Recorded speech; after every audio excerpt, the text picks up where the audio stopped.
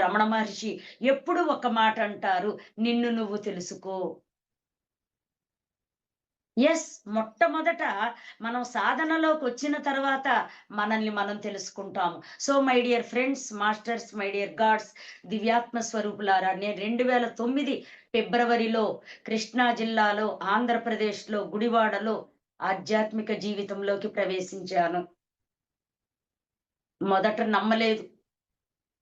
అనుమానం, విశ్వాసం లేదు, నమ్మకం లేదు. గురువు నచ్చలేదు, ధ్యానం నచ్చలేదు, పిరమిడ్‌లు అసలే నచ్చలేదు.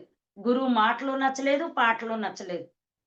ఏమనుకున్నానంటే, అనవసరంగా వచ్చాను.